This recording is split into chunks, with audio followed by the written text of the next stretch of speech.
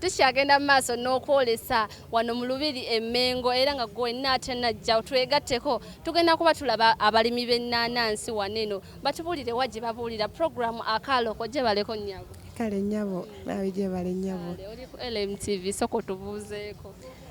Mbalamusiza mwenna abalaba LMTV nembeebaza emirimu gyonna gye mukola. Amanyago?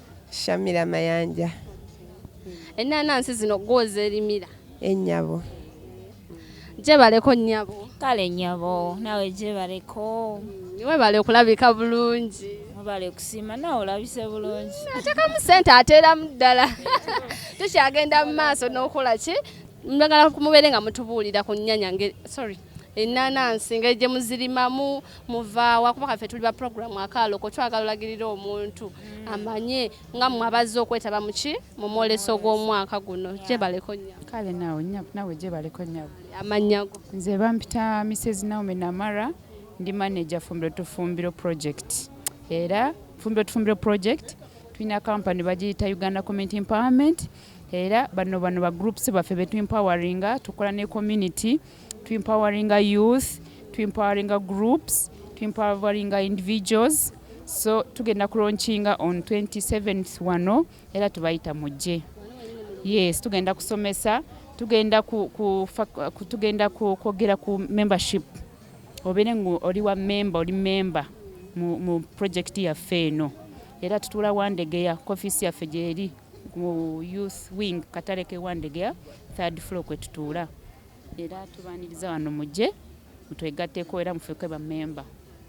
Mami soko tubuulire ku ngeri gye mulima ennanansi zino ne wa gye muzirimira. Ennanansi tuzirimira mu Luweero district. Ekyalo bakiyita Ngaajo kiri mu Nakasongola.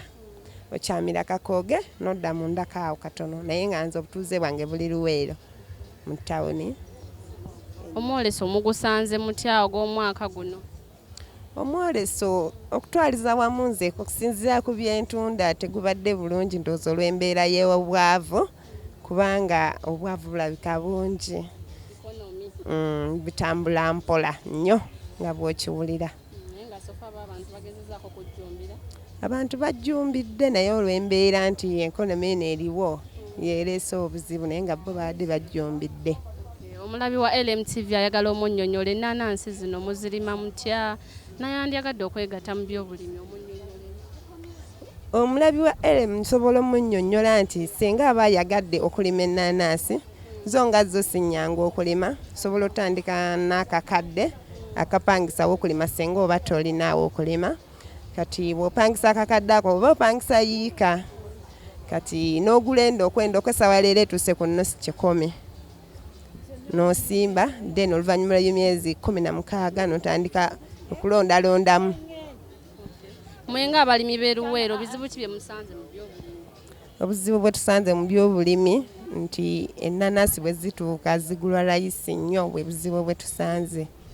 Era tubaye tusaba bekikwatako batukolereyoko ku kkolero eriyinza okuba nga lituyambako nga ffe abalimi okutujja naffe wansi. Processinga oba forming cooperatives eziyinza okubafunira akatale? Kyekyo nnyabo. Ale soko otuweeyo akatale keeko oba otuweeyo ka tips oba akalowoozo k'olunaku.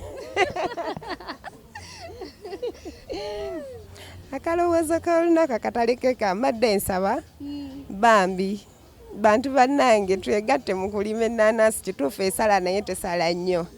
Kye kintu ky'oyinza okutunda oba okitunze 1000 okutwalizamu era osigala okola ki? Mpozi n'okujjumbira okukola ki? Okola otya mama? Neebazizza. Webale kujja. Kale mukwano. Nawe webale kulaba LMTV. Kale nnyabo.